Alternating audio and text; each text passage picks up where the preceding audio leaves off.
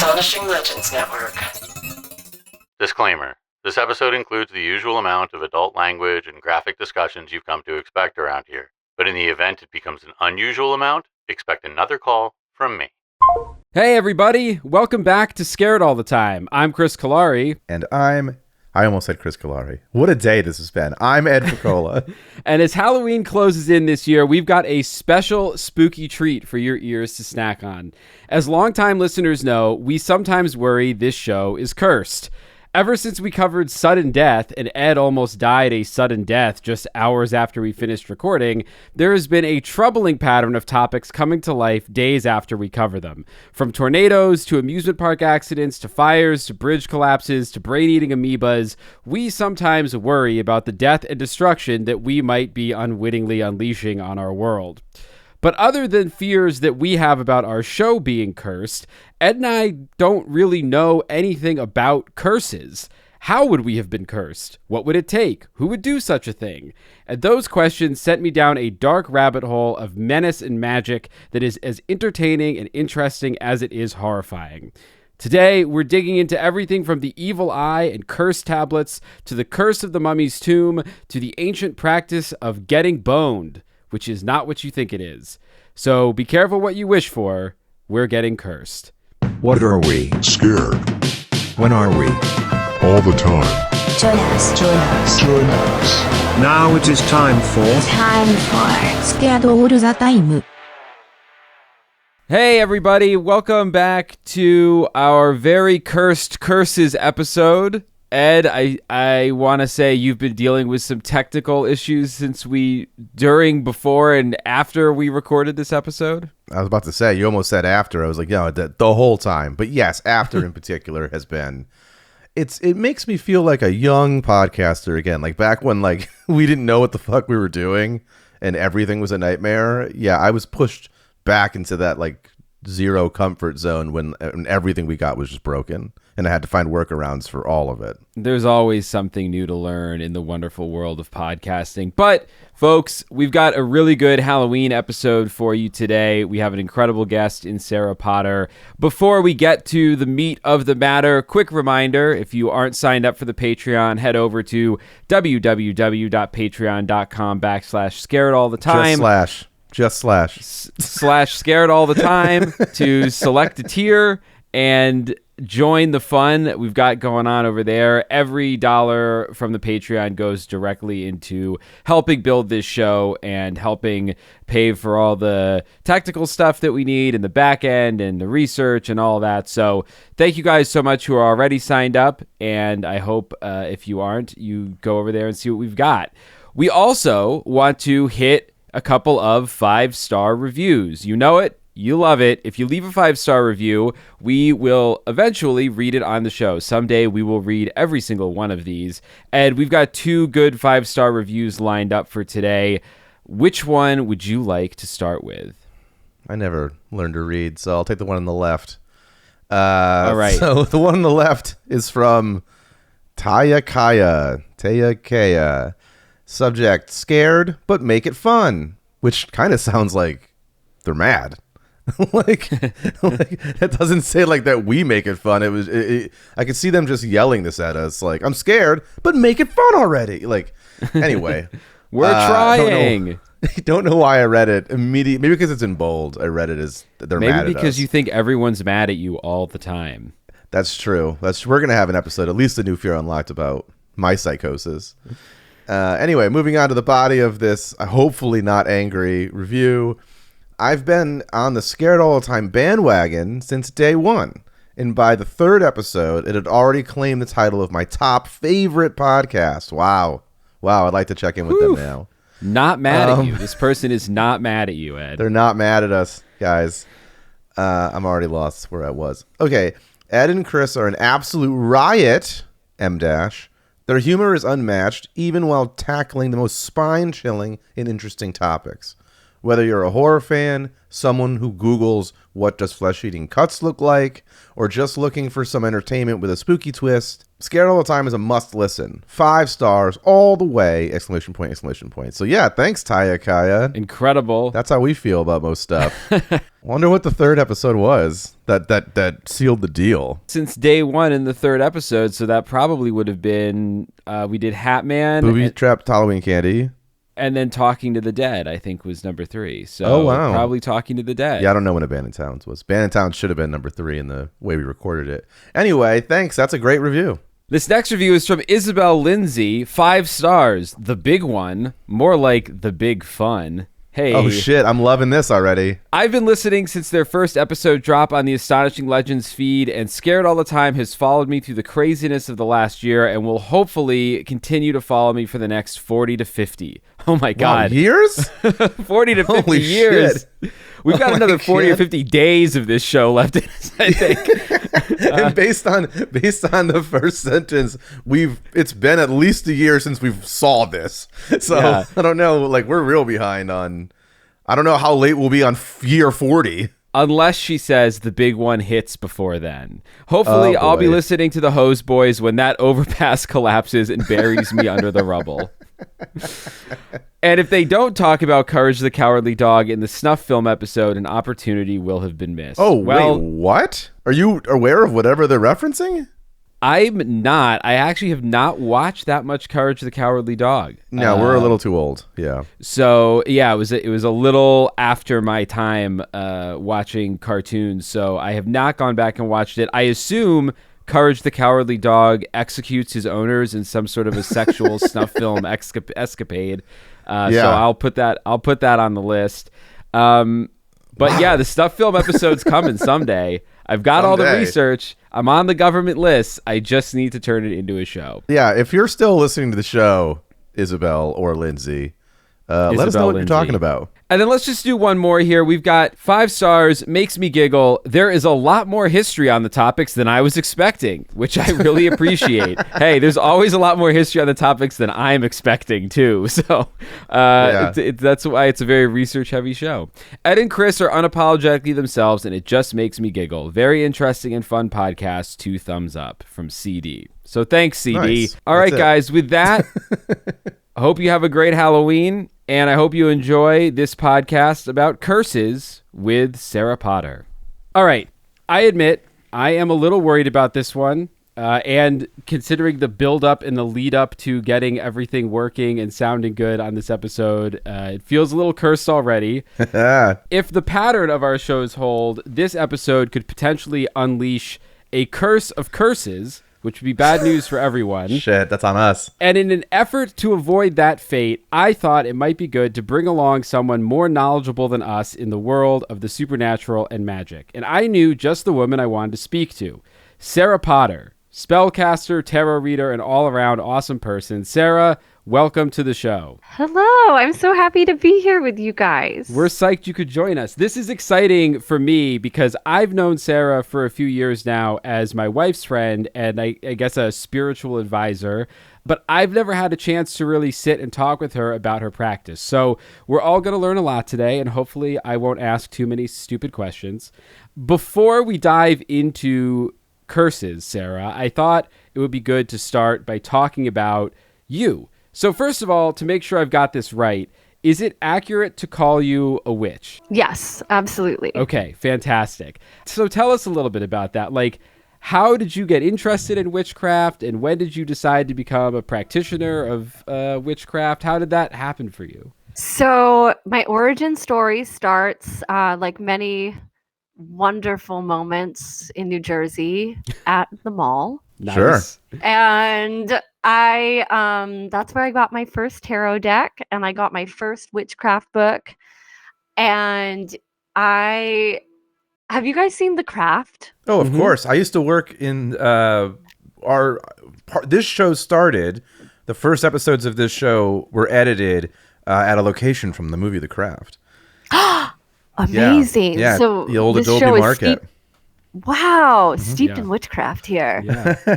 So, I watched The Craft and was like, ooh, that looks fun. And I watched Practical Magic. Have you guys seen that one? Sure, with Sandra Bullock. Mm-hmm. Oh, so good. I feel like And how old were you when you were watching these? Was this like childhood or teenage years or? I was 12. So like Okay. I feel like 12 is a very magical age for children where we start to truly understand or try to understand our sense of power. And I really feel like, just to like speak to like my own lived experience of girlhood, like that was such, I feel like, a transformative moment. It was a very challenging time, I feel like, in school and socially, and like, and I just think a lot of people can really relate to the challenges of that time in growing up. And witchcraft was in pop culture. Yeah, yeah, it was.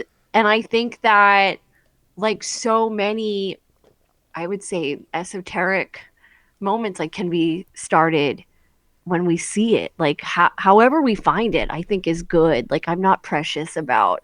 Yeah, I you're don't not know, you're like, not too cool exclusionary. for it. Yeah, yeah. Right, You're not someone who's right. I like, mean- I only read hard sci-fi. And like Like, wonderful for you, but like there's so many cool things out there, and it being accessible, I think, like, or an entry point being accessible, I think is wonderful.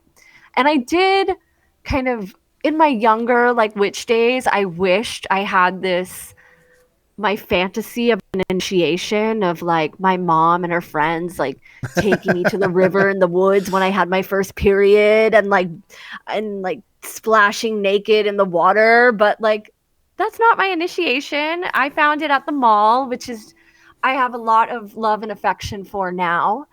And I was just like, I'm a witch. Like I was just thinking of that, like Feruza Balk, like floating on the ocean. I was like, yeah, like I want to do that.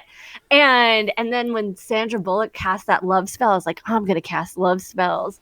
I was like, I gotta figure it out. And you know, I grew up on the Jersey Shore. There weren't any witch shops, but I had Barnes and Noble It's all you need. and the aforementioned mall. Right? You can go anywhere with books. So I actually like still have my first witch book. It's actually like one of my first witch books is right over here. Can I show it to you? Yeah, Sure. go get it. I just Go get it. realized it's right here. You got to see this. It's so good. Yeah. I hope it's Chris Cullari's World of Wonder, whatever the hell those little books you write are as kids. Oh my gosh, it's kind of like that. It's Silver Raven Oh, Wolf. Teen Witch. Silver Raven Wolf, Total Goddess. Look at that. Wow. Wow. Yeah, It's- whatever gets you there. Yeah, that's what the barrier for entry. It can be low if you want it to be, which is nice. So, yeah, like so now, did that book come with a matching tarot set, or were those two separate? No. So I feel like, so I'm just going to be like totally honest with you guys. I picked up my first tarot deck because I had a crush on this boy and I wanted to know if he liked me back. And so I was like, I feel like these cards are going to tell me what I need to know. yeah, And I was like, anything to not ask him. Yeah, why would I do that? Come on. Yeah. When I can ask the cards and the Yeah. spirits. Yes. And you know, like I had a Ouija board, like, but it's like you can only get so much with the Ouija board. So I just remember going into, there was this really cool store at the mall called East Meets West, and it was like, you know, A lot like, of bonsai trees in there. oh yeah, of course, Yeah. and, like candles shaped like wizards and like little Yeah, dragon yeah. statues. Those little metal Sure. balls that are like the relaxation balls. or whatever. Yes. Yeah, there's at least one moving waterfall in a frame, like lit up painting. Course. Yes, and all the tie-dye you could ever want, and Yep. tapestries for days. And then you had to go through, there was like a beaded curtain area, and that was the back room. And you It's know, the if- adult films. well, you would think, I mean, they put the best stuff behind a beaded curtain. So, Always. you know, and like you like parted the curtains and walked through the portal, and there was just all of these tarot decks laid out, just so many of them. And I remember just being like, seeing this, like the classic Rider-Waite deck. And Pamela Coleman Smith's illustration of the magician is on this yellow box. And I was like, he is going to show me the answers. Okay. And you know what? I don't know what a tarot deck was then, like probably like $18, like, Yeah. which was like an investment, but well worth it. And I grew up as a psychic child, which it was kind of like a little bit before that time in my life, I realized I was having a very different experience than other children. And I went to this girl's house and I wasn't allowed to come back because I had come there with like my Ouija board and was talking to the spirits in the house. Oh, Sure. shit. And that's when I started to realize like, oh, like I was having a different experience that made me feel like othered, but also at the same time, like I did develop a kind of like fun relationship with these abilities. Mhm. And tarot and witchcraft, I feel like helped me understand like or give me some tools to work with this intense sensitivity, which was very challenging. Like throughout my life, I had kind of a tumultuous relationship with my abilities. Like I wish I could say that I was just like I loved it and accepted it, but like I was really trying to push this away and seek out this fantasy of like whatever I was calling normal, and Sure. that didn't work so well, but I tried. And Yeah. but it was like it was a good time to find tarot and witchcraft because it was available. And in the back of my other Silver Raven Wolf witch book, she mentioned newsletters that you could send away for. So you'd put like $1 in an envelope and send it to the PO box or someone's house, and I'd get witch newsletters. And then there was an AOL chat room that you could go in on Sundays, and I would just go in there and like ask my witch questions, and everyone was really kind and supportive and helpple. And AOL chat rooms were the best. right, I know. Who knows who we were talking to in there? Like, Yeah, no, I don't know. Yeah, that's best not to think about it. right? Yeah. You know, They were helpful. That's the important part. exactly. Yeah. And like, I like to like thank the universe for them and like express my gratitude because they were so kind to a kid. Because like Yeah. there was like a crystal store like 30 minutes away that sometimes my mom would take me to. I'd ask her to take me, and like they weren't nice there. Like No. which like also kind of like now they weren't asking ASL there. absolutely not. Absolutely not. And but I do feel like there is something I kind of love about like a grumpy old witch store where I go in and like no one talks to me. Like, Well, because you know why? Because you feel like they have secrets. You feel like there's something, if people are super forthcoming, I feel like it's probably similar about, I mean, these are, whether it's just like show magic or even like pro wrestling, which I'm a big fan of. There's a kind of a, you have to be like kind of read into how it really works, and some people really don't want to open those curtains, and I think it makes it, especially for a younger person, it's even more enticing because it's like, well, what do you know that I don't? absolutely. It was so funny. I went into like one of the first witch shops I ever went into. I went back there a few years ago, and I collect like vintage occult books. And they had this one that like I really wanted, and it was a great price. And I got that book, and I got another book, and the guy like was not helping me at all, which like I actually like really respected, and there was something like really like enjoyable, and I felt like I had time traveled a bit. And then I remember he like looked at the books I chose, and he's like looked at me and was like, "You really know your stuff." Oh, I was like, "Ooh, okay." yeah. So, okay, so you got into magic because you got into tarot. You wanted to know if a boy liked you, which is the same reason I think. Well, I guess Ed and I, we didn't really pick up guitars, but I feel like kids get into guitars. stuff to try to like figure out if people like them. Did it work? Did it work? Oh my God, Chris, no one's ever asked me that. I mean, I have to be honest, like, I don't even know what boy I was like thinking of. Like, Right. But yeah, I think I was like giving myself readings, and Yeah. my friend's mom was a tarot reader. So she like taught us how to read cards, because it was like I didn't have any other witch friends other than the AOL chat room. So what do? You get your friends into what you're into. So I was like, be a witch with me. And she's like, okay. And And so I will say I did get information, but like the cards were usually trying to tell me other things. And I was like, no, I don't want to hear about that. Like I want to hear about this boy. Like, Right. It's like but I don't even, trying to tell you the secrets of the universe, and you're like, yes, but does Johnny know where I am after sixth period? That's all I care about. Yeah. Right? Yeah.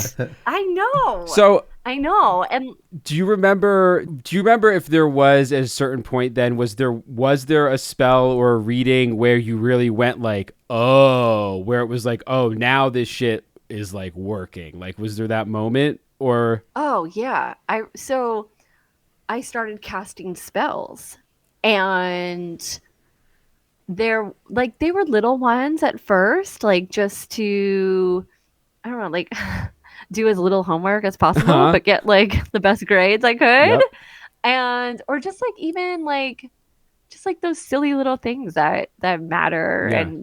And just getting those results, or like really playing with divination in the sense of prediction, Mhm. and those like things coming true and being like, oh my god, Yeah. like wow, like it happened. And I did like I did cast a love spell that was really inspired by practical magic, and it came true like 20 years later, and that was pretty mind Yeah, you blowing. snail mailed that. Sure. And I know, hey, the universe doesn't know time No, in yeah. the same way we do here in the human realm.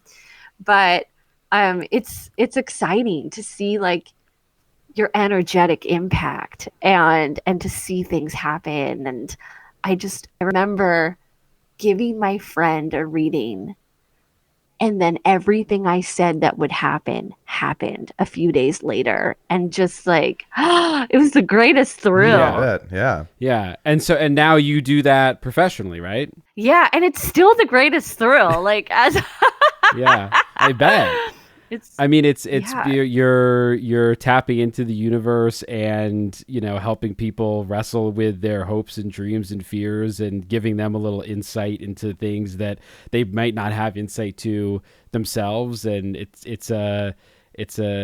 seems like a great gig. It seems like a very fulfilling job. It is. I really see it as the greatest honor, because sometimes I get to hold hope for other people. Mm-hmm.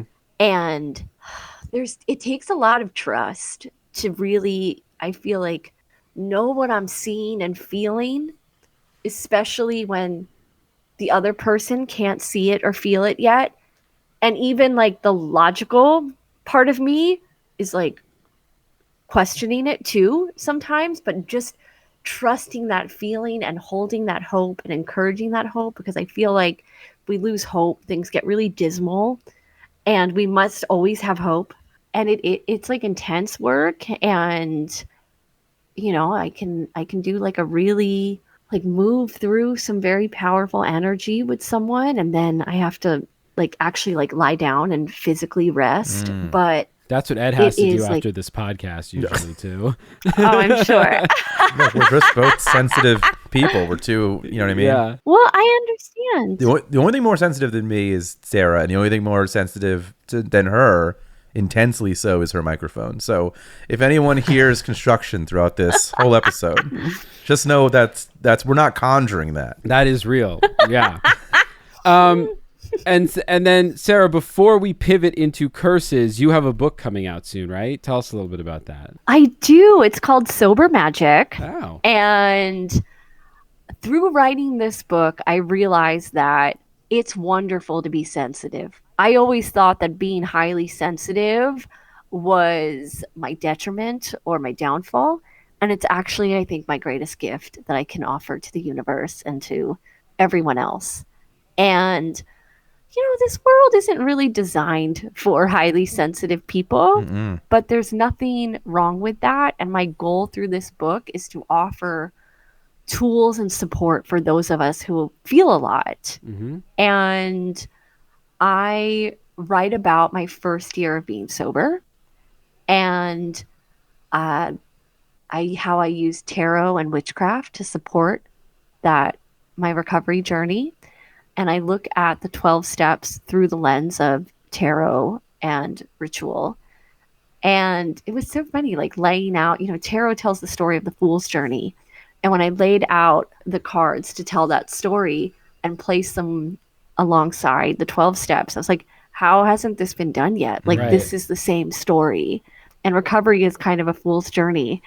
And I'm just so excited. I got inspired. It'll be like 3 years ago when the book comes out.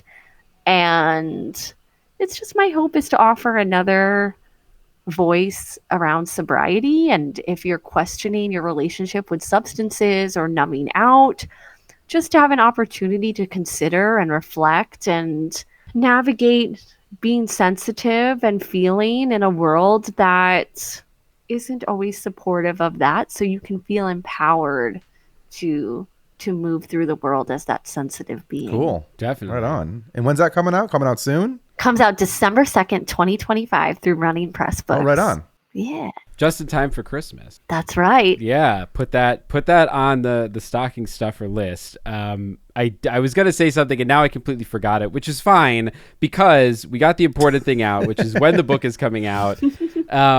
And that, that kind of, I think, is a good point to transition into the fear of the week because, even though I think when Ed and I started this show, we didn't really think about.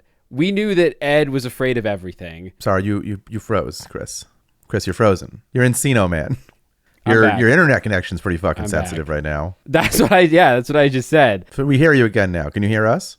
I can hear you. Okay, cool. What I was going to say is Is this week's fear not getting a copy of her book before it sells out? yes, that's the topic of that's the first fear that we're covering this week. And then we're technically great. covering a second fear, which is curses, which Ed and I, like I said earlier, feel like this show is sometimes cursed. I know Ed sometimes has the feeling that cursed things have been happening to him in the Yeah. past. Well, you've seen my keychain. I got that Malocchio on my keychain, bro. Yeah.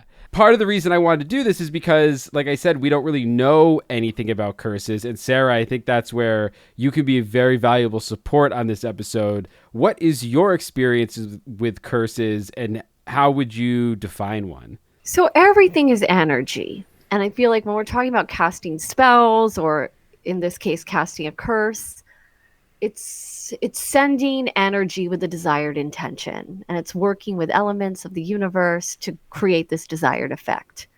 And so when we're cursing, we're sending this kind of malicious energy towards someone. And to me, about being a witch, I'm not here to tell you like what's good and what's bad. It's up to you, I think, to define your own moral compass and values. And when people want to do intense magic, I will give my insight as to whether or not I think that's the appropriate route. But at the end of the day, people are going to do what they're going to do, and I'm not the keeper of Right. that. And I feel like everything is connected. So what we put out is coming back. And I also think, though, there are very understandable and valid reasons why someone might be sending a curse out there. Okay. And I'm not saying on this show. I can't imagine you two are lovely. Why would anyone curse this show? That's what we're trying to figure But- out. Right? I mean, I do believe that if you think you're cursed, it becomes a self-fulfilling prophecy, and then everything starts telling you and showing you that you are cursed. So I think it's very important to value and honor your energy and your power and how strong you are, and just how could anything get in here and curse you? You know what I mean? Yeah, I mean that's actually later in the episode we're going to get into some cases where that the belief that one has been cursed has caused as many problems as any kind of actual curse might.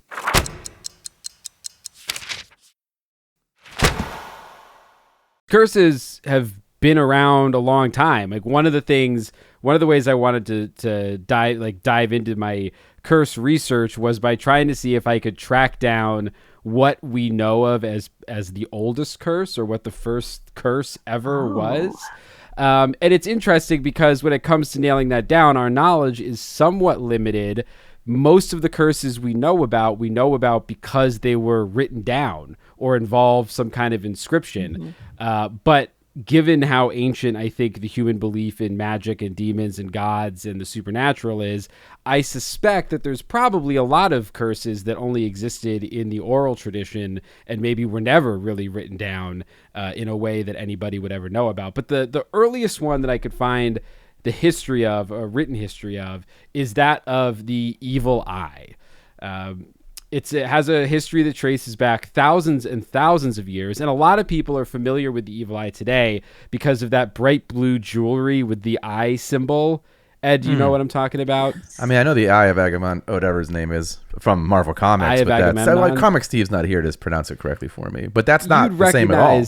You'd recognize this symbol, I think. It's everywhere from crystal shops to high-end boutiques, and even like I think Kim Kardashian or Gigi Hadid or okay. somebody, Yeah, there's like, we have friends with, I just Googled it. We have friends with this hanging on their walls in their houses and apartments and stuff. It has its own emoji. Yeah, it does. It does. Yeah. Yeah. All right. Well, I didn't know it had a name. I certainly didn't think it had a name so like mean sounding.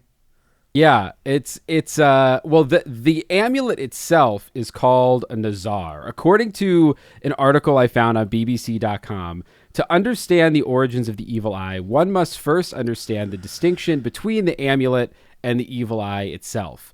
Though often dubbed the evil eye, the ocular amulet is actually the charm meant to ward off the true evil eye, which is a curse transmitted through a malicious glare, usually inspired by envy. Though the amulet, often referred to as a Nazar, has existed in various permutations for thousands of years, the curse which it repels is far older and much more difficult to trace. I always thought of the evil eye in a very kind of vague sense, I guess, as sort of like a dirty look you'd get from, like an old woman if you swear in front of her or something. And someone would just be like, oh, she gave you the evil eye or whatever. But it's much more specific than that. Historically, the evil eye is the idea that if you achieve great success, you'll attract the envy of others, or their eye, so to speak. That envy, in turn, manifests itself as a curse that will undo their good fortune.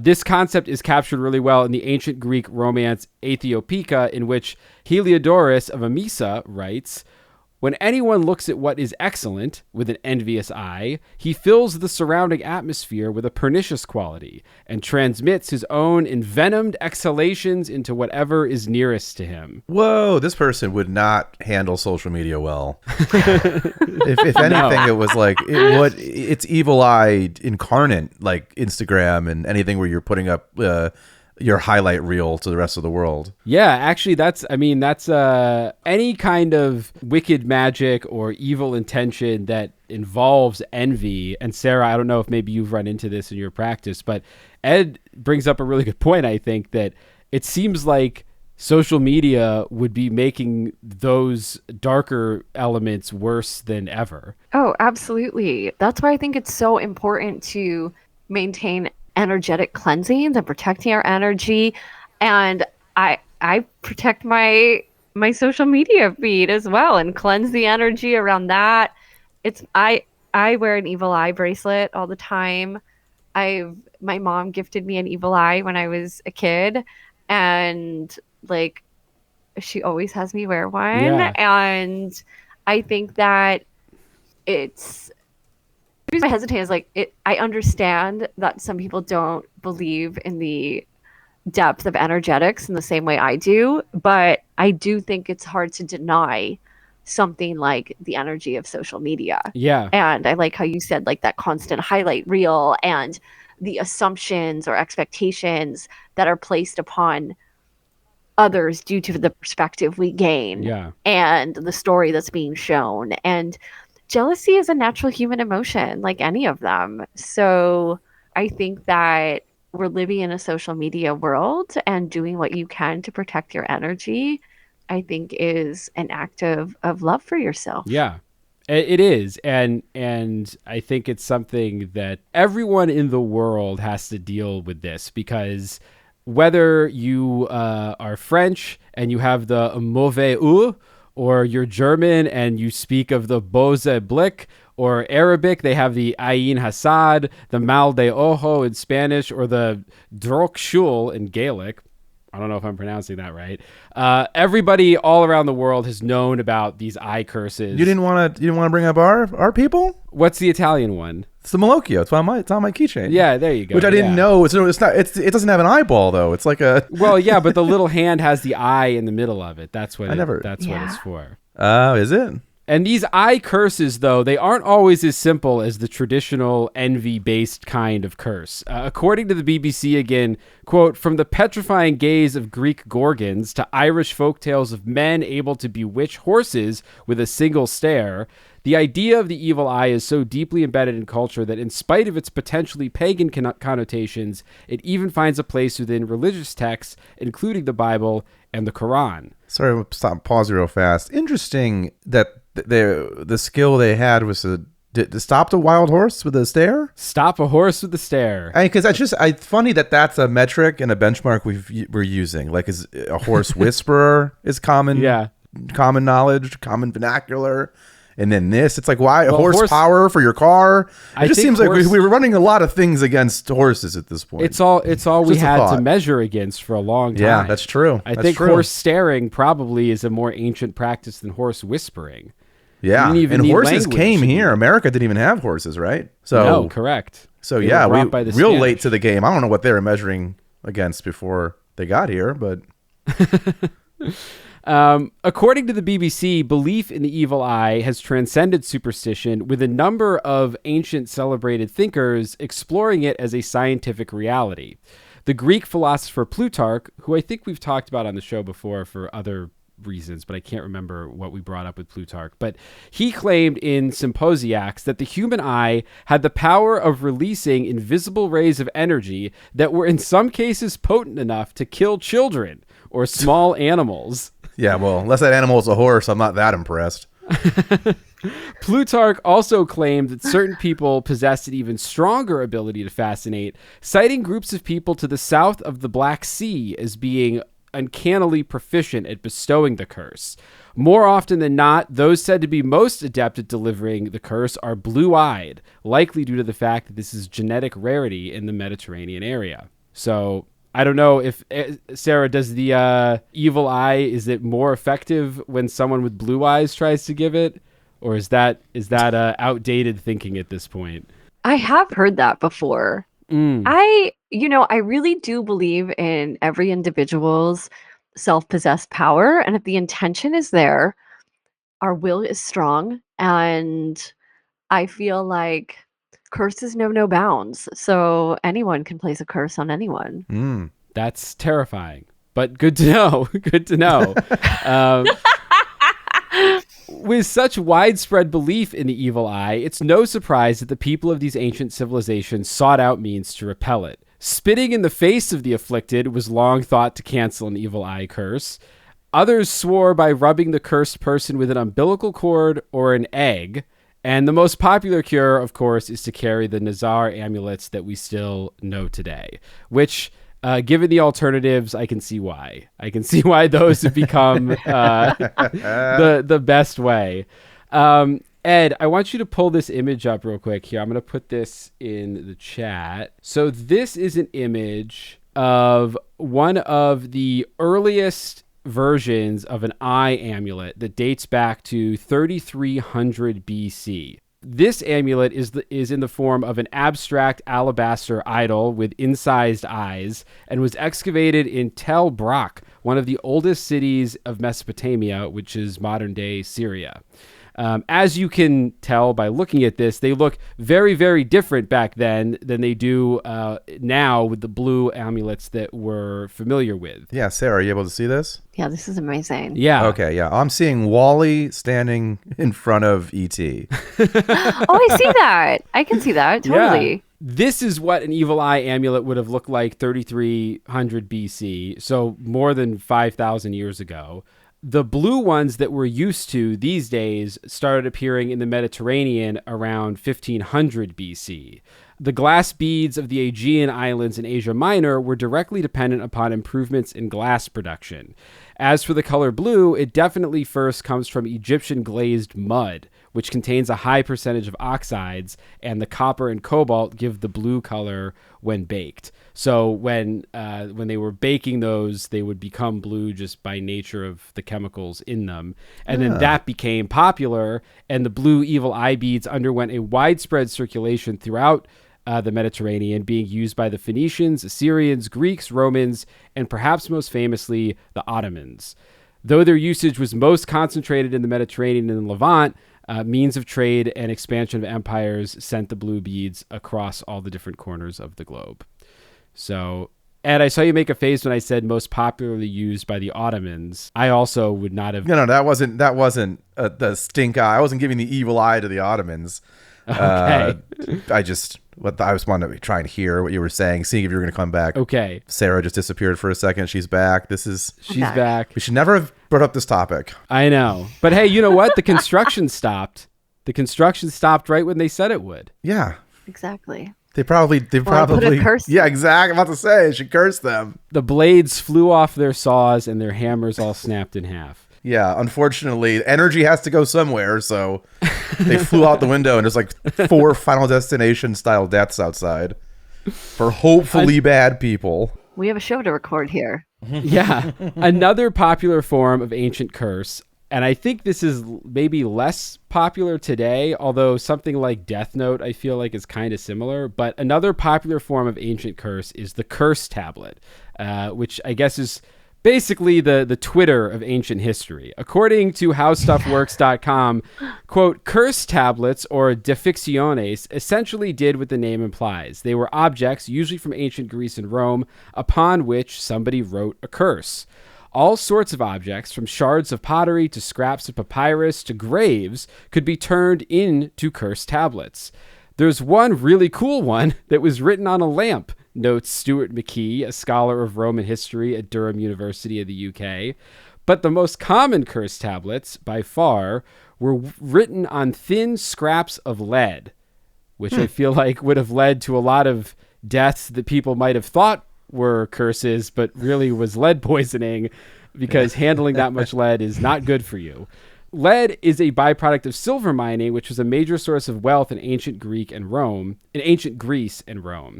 And there was a lot of extra lead lying around at the time. The Romans also would use lead as a cosmetic, or unfortunately to line their drinking vessels and pipes, which again, not a good idea. I mean, I think we still have, like, there are, every place we're recording from right now probably has like lead pipes in it still. So yeah, people were using lead for lead. Lead is a miracle metal. A miracle and a curse. They also use this lead to inscribe messages, especially ones to the gods. In California, it's just that message we always see everywhere that's like, this involves something that could be harmful for pregnant women or whatever. Yeah, like, you know what I'm talking this about? This building will expose you to the harmful exactly. Was that blah, prop blah, blah, blah. or something? What the heck's that prop? I don't know. In New York, I don't think they have it. But everywhere in California, if you like go to pick up an apple, there'd be a sticker on it that's like, this apple might be harmful cancer for pregnant causing ladies. chemicals. There's cancer causing chemicals, and it's just like everything you walk past and see in California has it. It's very funny to me. But they would use lead to inscribe messages, especially to the gods. Scholars think that the choice of lead as a writing material was part practical, because lead is soft and easy to mark, but also part aesthetic. Quote, you get this sort of silvery, fluid-looking line against the oxidized surface of the metal, says Britta Ager, a classicist at Arizona State University. It just looks magical. When they were popular, they were ubiquitous. Quote, what we can see is that these seem to cut across all social classes and situations, says Ager. Wealthy politicians would sometimes curse their political rivals or the opposing party in a legal battle. Working class folks would curse thieves, murderers, their crushes, or the chariot racing team that they wanted to lose. There are even records of enslaved people using curses, which I feel like would have happened a lot. If you I'd say every day. Yeah. If I was in that position, 95% of my day would be cursing. The wealthy and educated could handwrite their own curses if they so chose, but many folks relied on a third party for their cursing needs. If you weren't literate enough to write one of these, you could go to a professional who would do it for you, Ager says. These local magicians acted kind of like contract attorneys, drifting up curse templates for their clients and letting them fill in the blanks. Archaeologists have even found curse tablets where the name of the person being cursed was slightly too long to fit in the blank, and the letters are all smushed together as a result.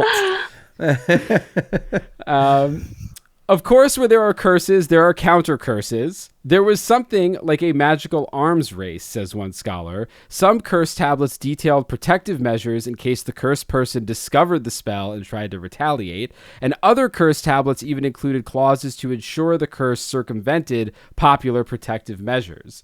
So you'd have a curse tablet that had like a whole bunch of rules and then rules about if somebody else knew different rules to try to counter your curse. Yeah, no takebacks. Yeah, it was basically like a no takebacks kind of situation. I thought it would be fun to share with you guys a couple of my favorite curse tablets that I found in my research. Okay. The first. Is it okay to read these aloud, or is it going to be like an Evil Dead situation?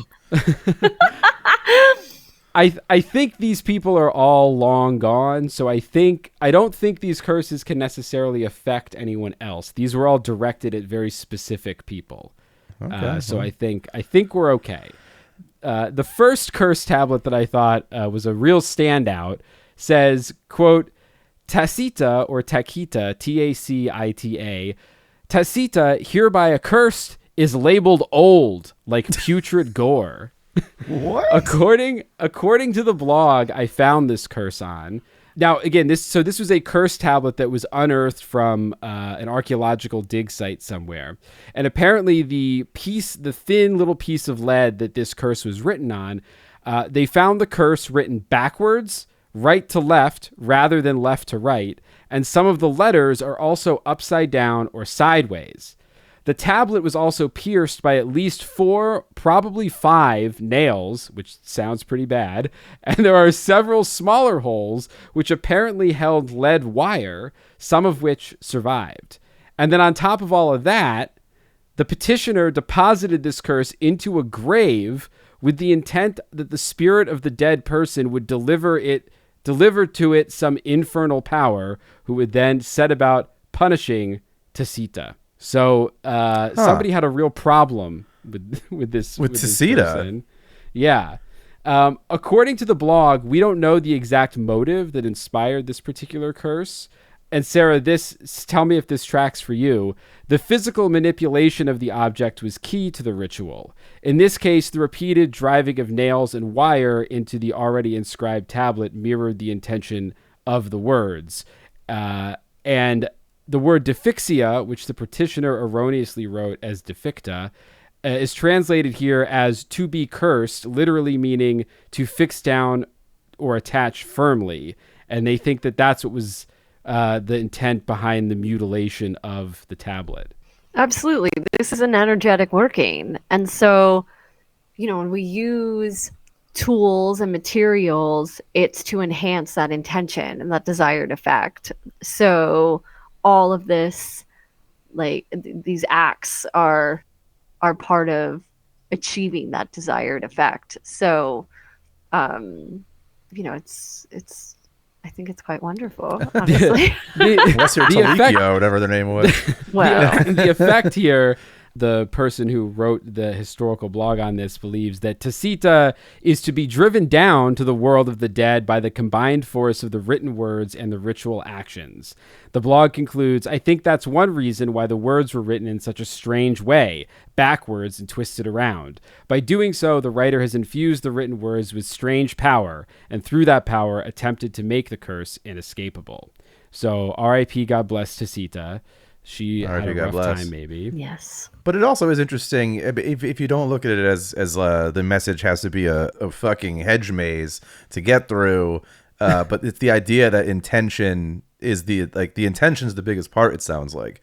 So even if they squeezed a long name into a small box, or he was like, hey, you didn't misspell like 80% of this, did you? Like, that's really not the issue. Like, I don't think that sounds like this spell would work just as well because it's intention based versus you filled out this form super wrong. Right. And sometimes also in magic, you are protecting yourself. So you are hiding things or encoding something. Right. And there is a way to like almost like take away the analytical aspect of the intention and infuse it more with that emotional part. So see, like if you're doing something like a sigil, which is where we remove the actual like analytics of a word and just infuse it purely with the essence of what we're doing. Like that's what this sounds like to me as well. And this kind of encryption, if you will, to a spell was what was going on here. Oh, interesting. Yeah, it's like posting anonymously a little bit for your own protection. Exactly. Yeah. Mentalfloss.com actually had a great collection of these curses, my favorite of which translates to entangle the nets of Vincenzus Zarizo. May he be unable to chain bears. May he lose with every bear. May he be unable to kill a bear on Wednesday in any hour. Now, quickly, make it happen. Oh my God. This Amazing. curse targets a well-known, and guys, I want a biography on this man, but apparently a well-known bear-fighting gladiator, Vincenzus Zarizo, who fought in Carthage, North Africa in the 2nd century CE. I think we can assume the author of this curse probably had some money riding on whether or not Zarizo captured the bear. Yeah, and he usually got paid on Wednesdays. Yeah. And this next one, I think, strikes kind of close to home for you. This curse was found at the site of Raranum in western France and dates to the late 3rd century CE. It's a curse on a comedian. It reads, quote, Socio must never do better than the mime Yomolopos. He must not be able to play the role of a married woman in a fit of drunkenness on a young horse. Which horses are back. The horses are back. Mm-hmm. I know that role sounds oddly specific, but apparently in Roman comedic theater, the drunk woman on a horse was like a very common joke.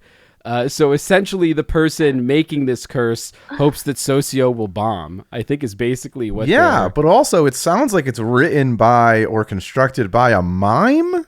Well, if you're worried about people doing better than you in the arts, fucking take a job where you can talk. The first line is, Socio must never do better than the mime Yomolopos. So I think Yomolopos... I think it's written by Yomolopos. Yeah, I think so. He's writing in the third person. Like. But I was like, find a more interesting... Like, look, you're trying to make a silent film, in 1945. Like, what are you doing?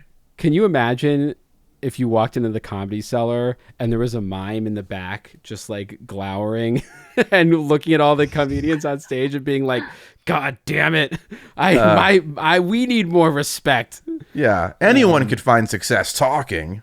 Yeah, it's the real art talking. is making believe you're in a box. So there's a few more here. Another tablet discovered near Frankfurt, Germany, dates to the 1st century CE and reads, quote, the human who stole Vario's cloak or his things, who deprived him of his property, may he be bereft of his mind and memory. Be it a woman or those who deprive Vario of his property, may the worms, cancer, and maggots penetrate his hands, head, feet, as well as his limbs and marrows. Was this in Italy, this one? This was discovered near Frankfurt, Germany. Oh, shit. I didn't know they at least they go hard, too, but... This goes real hard. This is a curse for someone to be eaten by worms for stealing a cloak. I think everyone ends up eaten by worms. I think it's... I just wanted to add one thing that they knew would happen. I assume they meant before their time of being eaten by worms. Well, I think I've talked about this in episodes previous, but there's a saying in Italian, and I can't say it in Italian right now, but there's a saying that I talk about which always makes me laugh.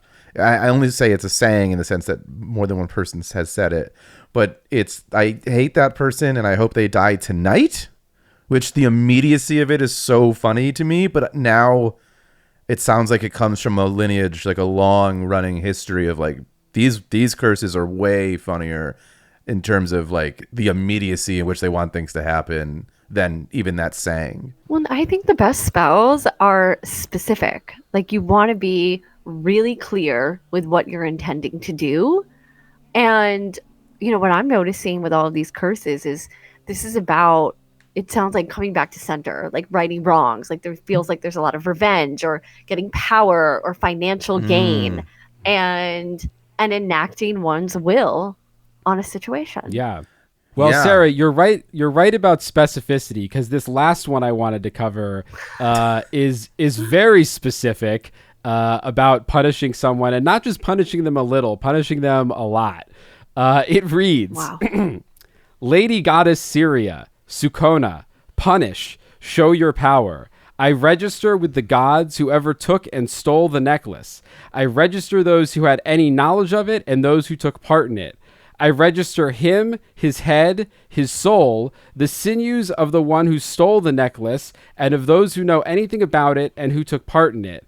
I register the genitals and private parts of the one who stole it, and of those who took and stole the necklace, the hands from head to feet, toenails of those who took the necklace, who had any knowledge of it, whether man or woman.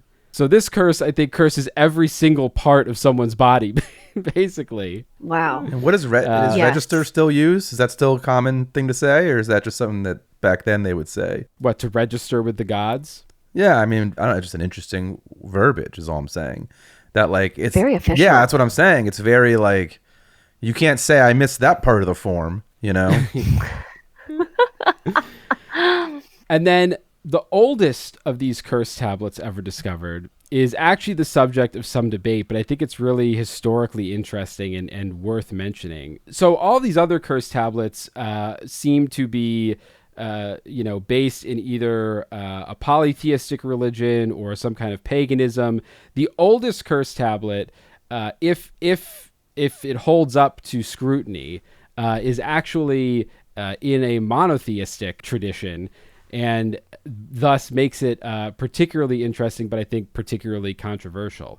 In 2019, a team led by Dr. Scott Stripling of the Associates for Biblical Research was granted permission to re-sift and wet sift the dump piles of material from previous excavations of an archaeological site thought to be Joshua's altar mentioned in the Bible. This led to the discovery of a small folded lead tablet approximately the size of a business card, which they identified as a defixio, or a curse tablet. Since it was found in a dump pile of material that had been excavated from the late Bronze Age, the team dated this object to around 3,200 years old, between 1400 and 1200 BC. A second team of scientists from the Institute of Theoretical and Applied Mechanics in Telk, Czech Republic, used X-ray tomographic scans and found text inscribed on the inside. This discovery was announced in 2022, and a peer-reviewed article followed in 2023. In it, they translated the proto-alphabetic inscription as this: "You are cursed by the God Yahweh, cursed. You will die, cursed. Cursed you will surely die. Cursed you are by Yahweh, cursed." Now, maybe not the most eloquent curse that's ever been written. Now, Ed, I sent you a link. Bring up this image. This is an image of this curse tablet. And when you bring up this image, you will see why there is some debate around what, if anything, this tablet actually says. I don't see anything written on it. A lot of people don't. And that's kind of the debate here.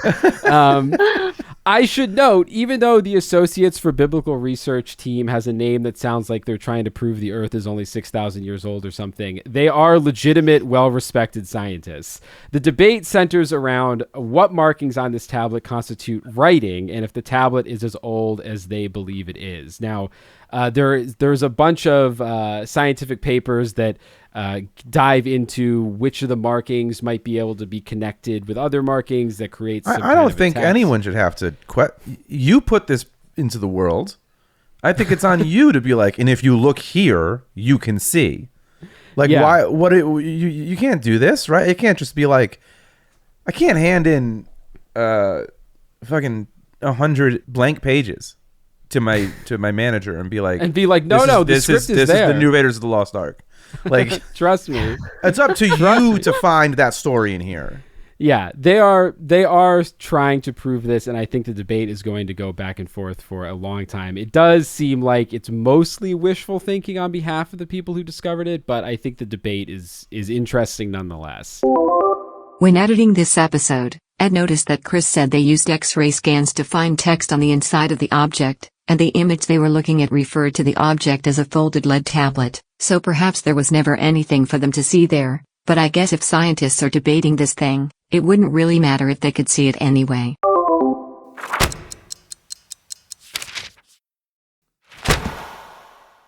But perhaps no curse looms larger in the public imagination than the curse of the mummy's tomb. The subject of countless books, movies, shows, comic books, you name it, the story traces back to the mysterious deaths of the men who opened King Tut's tomb.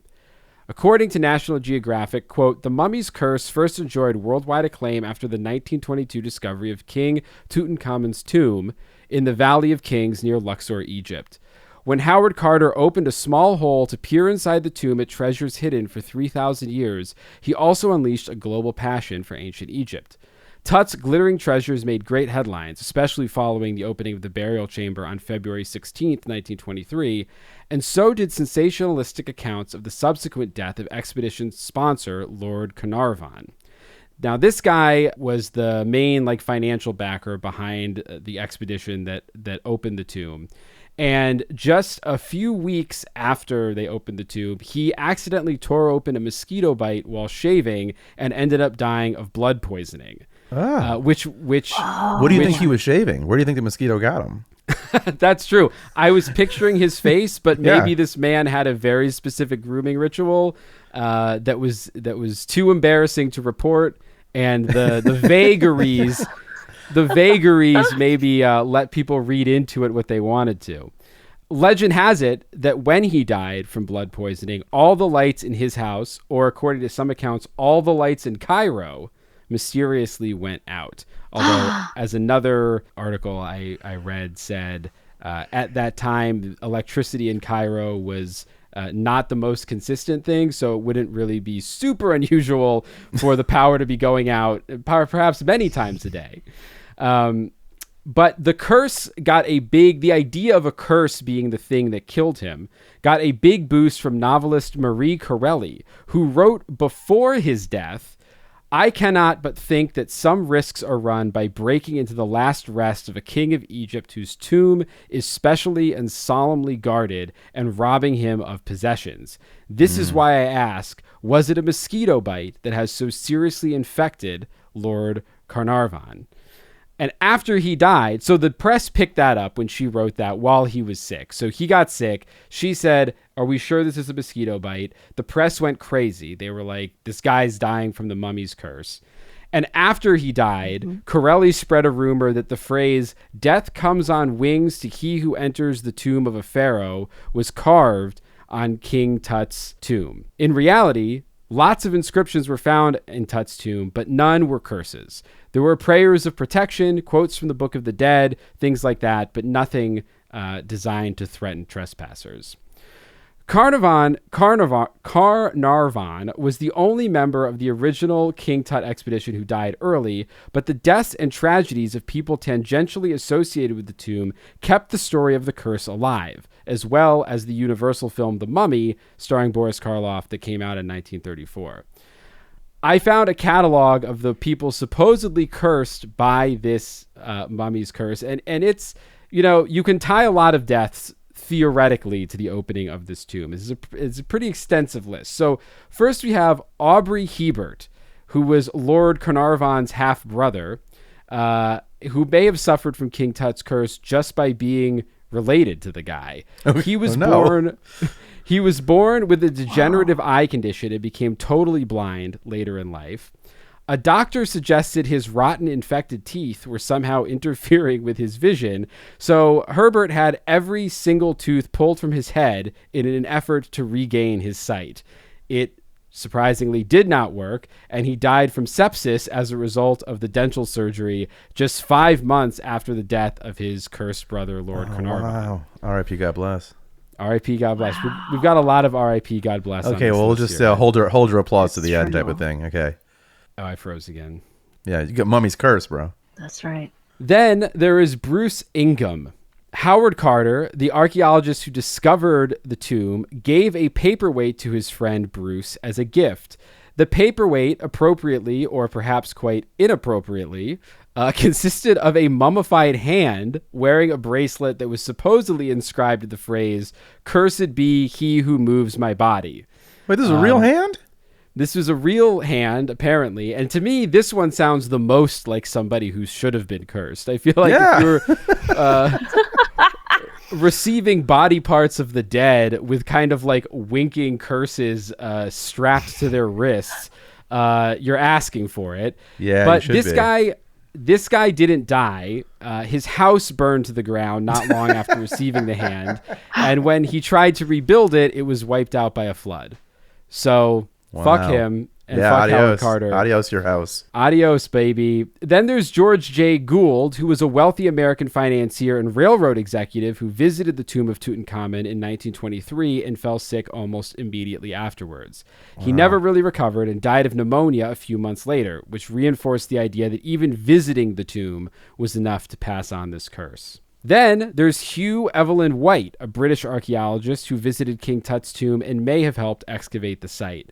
By 1924, after seeing death sweep over about 24 of his fellow excavators, Evelyn White died by suicide, but not before writing, allegedly in his own blood, quote, "I have succumbed to a curse which forces me to disappear." Wow. Yeah, which I will say this one got me because it got me for a couple reasons. It didn't get me believing, but I dug into this a little thinking, deeper. For sure. Well, I gotta like when we're done here, I gotta invest in some curses, like specifically where I die. I can help you with that. Thank you. Yeah, I'm going to talk to you after off camera. Absolutely. I wanted to know who were these 24 people that he saw die, because that seems like an awful lot of excavators who would be on record as dropping dead somewhere. And I could not find any kind of evidence that many people died excavating the tomb. And I also think if he did write this message in his own blood, I have succumbed to a curse which forces me to disappear. I mean, honestly, kind of sounds like somebody struggling with very severe depression. And which possibly, they didn't have until they went into King Tut's tomb. Well, that's true. He was like, fuck, I'm never going to have this stuff. No, I mean, it's possible. If he did write this, I could see a very depressed person using that language and, the word curse kind of being the thing that everyone pulls from it without really, because Ed, like you said, like at the time, people didn't talk about mental health very much. So it wouldn't be super unusual for that to maybe have been misinterpreted. Then there's Aaron Ember, an American Egyptologist who is friends with many of the people who were present when King Tut's tomb was opened, including Lord Carnarvon. Ember died in 1926 when his house in Baltimore burned down less than an hour after he and his wife hosted a dinner party. He could have exited safely, but his wife encouraged him to save a manuscript he'd been working on while she fetched their son. Sadly, the whole family and the family's maid ended up dying in the fire. But the name of Ember's manuscript that she urged him to rescue was the Egyptian Book of the Dead. Then there's Richard Bethel. Richard Bethel was Lord Carnarvon's secretary and the first person behind Carter to enter the tomb. He died in 1929 under suspicious circumstances, though one modern historian has attributed his death not to the work of the mummy, but to the work of infamous occultist Aleister Crowley. Bethel was found smothered in his room at an elite London gentleman's club. And soon after, the Nottingham Evening Post mused, quote, "The suggestion that the Honorable Richard Bethel has come under the curse was raised last year when there was a series of mysterious fires at his home where some of the priceless finds from Tutankhamun's tomb were stored." But that's as close as anyone ever got to establishing a connection. But just his closeness to these artifacts was enough to kind of get his name added to the list. And then one more guy, Sir Archibald Douglas Reed. He didn't excavate. He didn't visit. He wasn't a backer.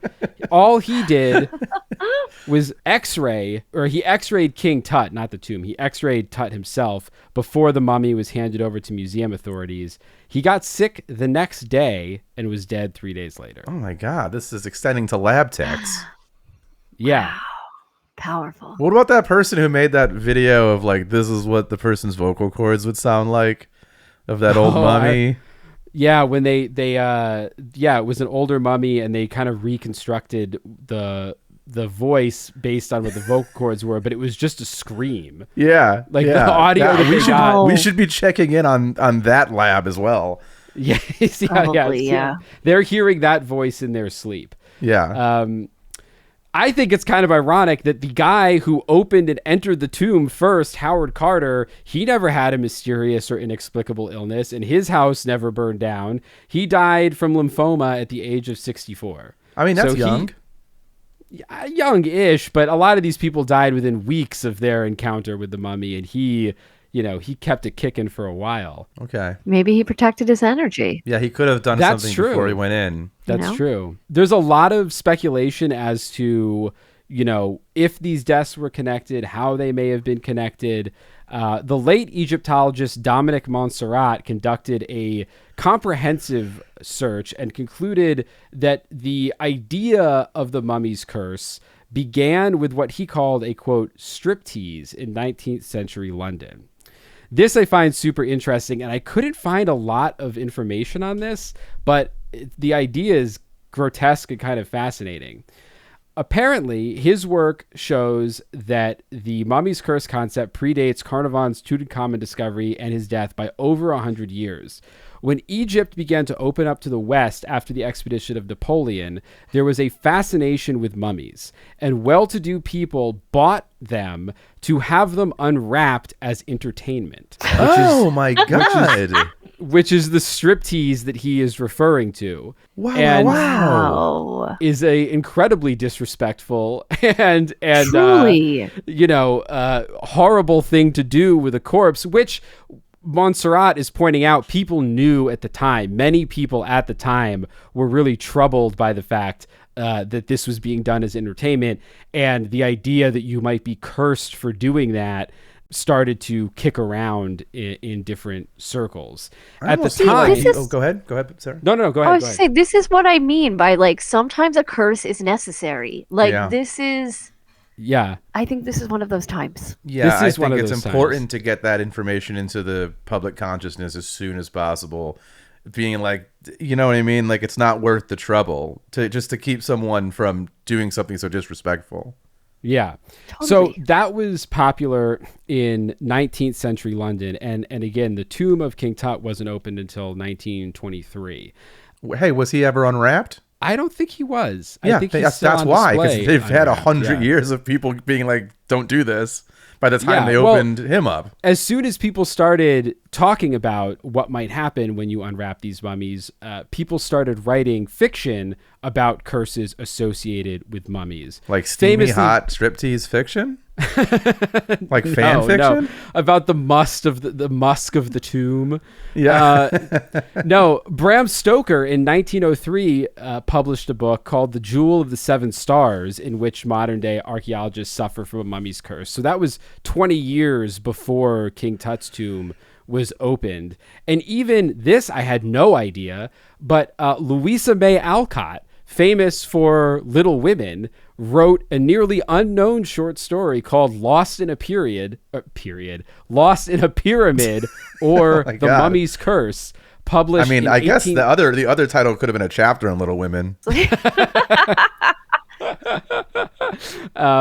Her Mummy's Curse story was published in 1869. So by the time, the King Tut curse caught on in the popular imagination, this stuff had been talked about for a long time. It wasn't like the King Tut curse invented the idea of the mummy's curse. Yeah, but the King Tut curse has receipts. It's got like people dying, homes burning down, that you can find in real newspapers. Yes. So there is one other mummy that is rumored to have a body count. Jasmine Day, an Egyptologist who holds a doctorate in cultural anthropology, says that one mummy at the British Museum was even rumored to have been responsible for the sinking of the Titanic in 1912.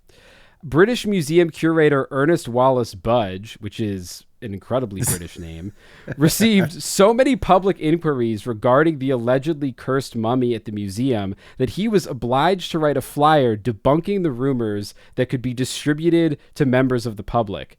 Despite this, some people sent money for the museum to purchase flowers to lay at the feet of the dead priestess to placate her soul. And the tale of the mummy that sank the Titanic continues to circulate on the internet today.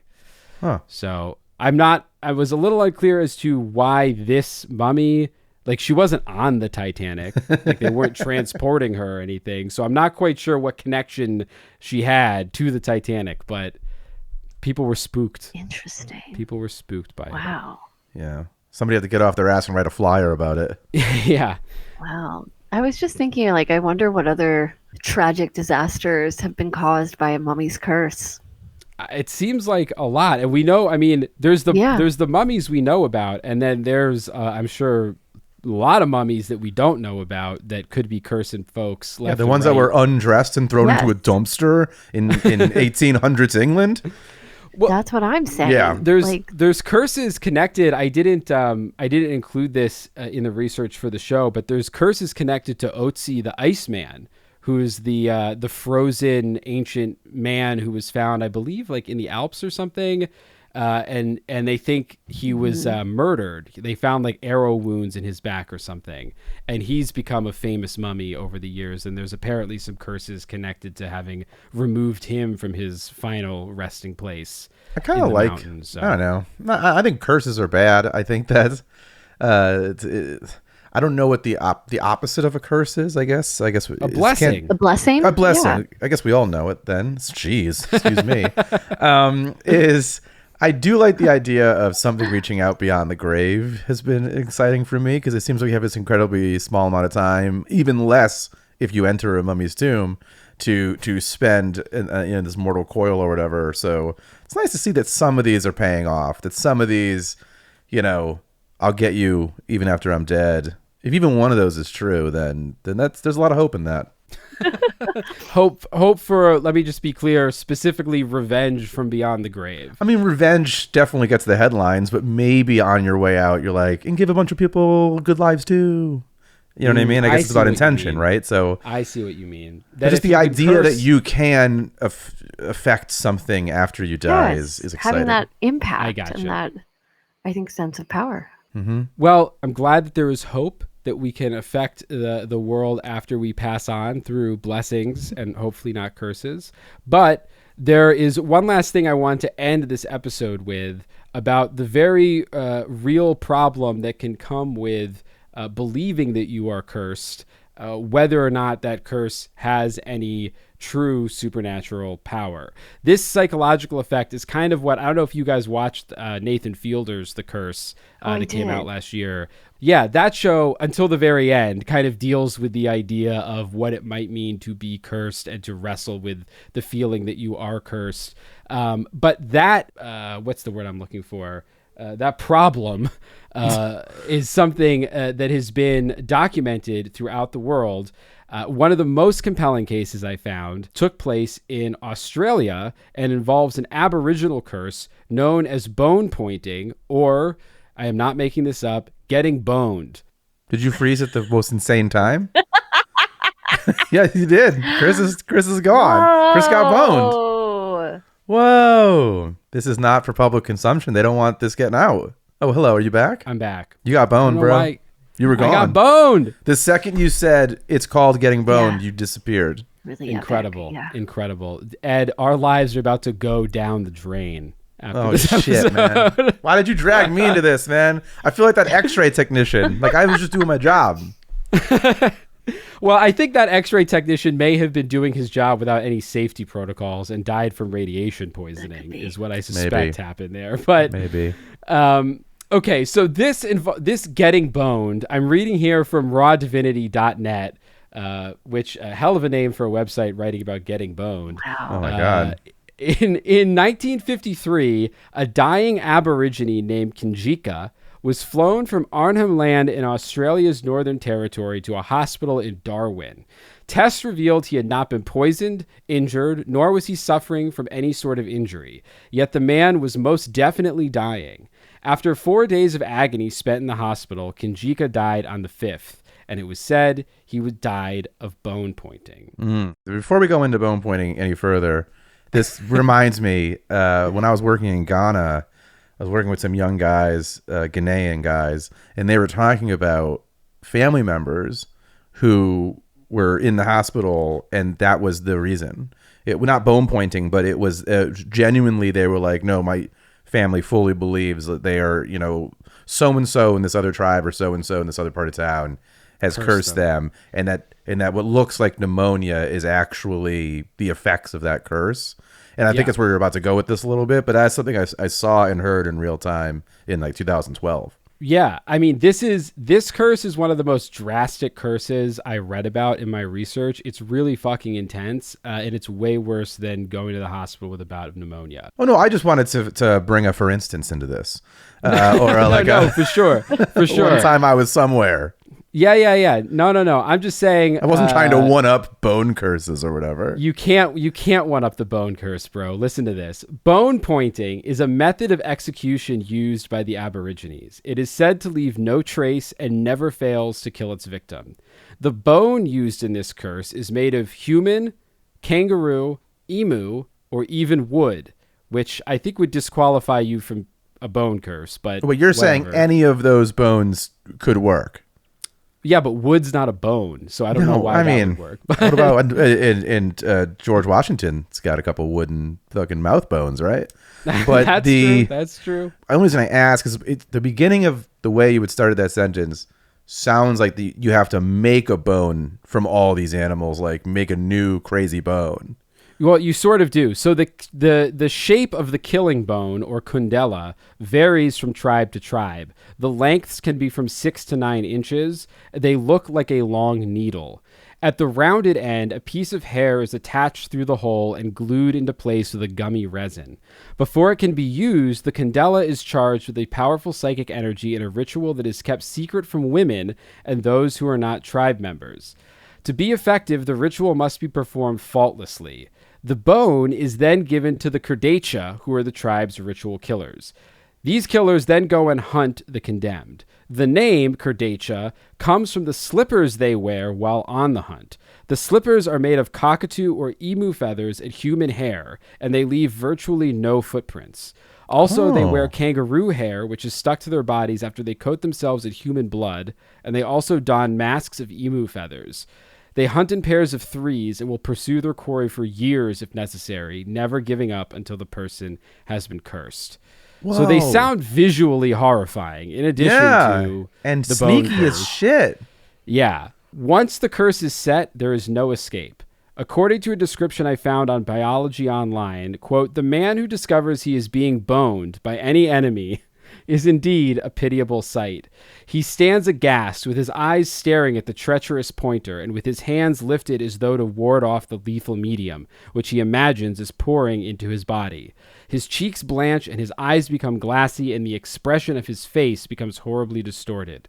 He attempts to shriek, but usually the sound chokes in his throat, and all that one might see is froth at his mouth. His body begins to tremble, and the muscles twist involuntarily.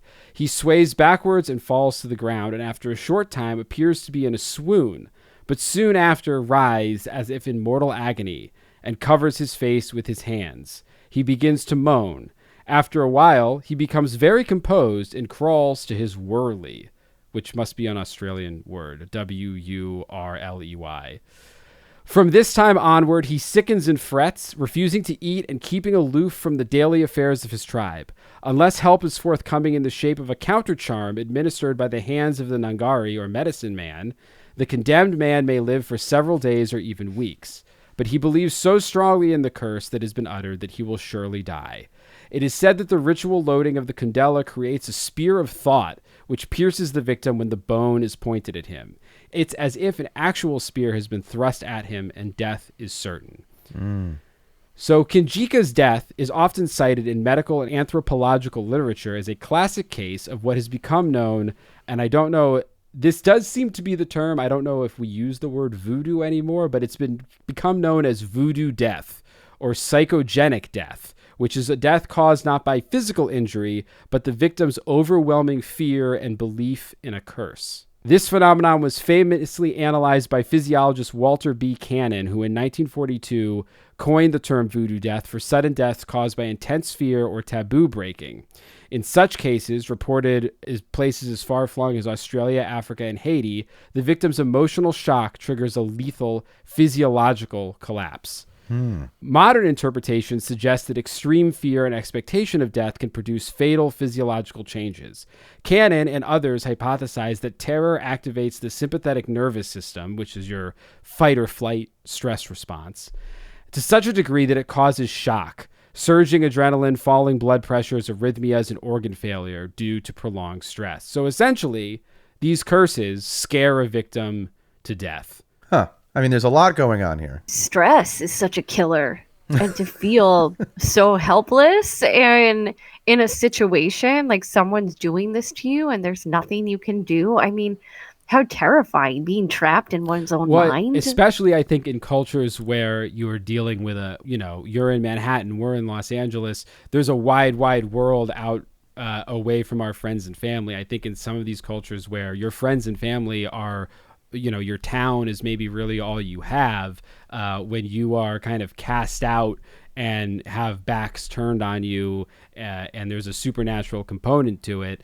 I think, that lack of any kind of support is sort of part of what causes that stress and collapse into death. It's hopelessness. Totally. Really. Also, the bone itself is super interesting in that they show up, leave no footprints, but they show up and they point this bone at you. And it's almost like if everybody went to Harry Potter's like little dorm room and was like, can we say everything we hate about someone into your wand? And then can you point all of our gripes and griefs and trouble and problems with this person, basically like project it upon them so that they convulse with the overwhelming power of like spite. Yeah, essentially. Yeah.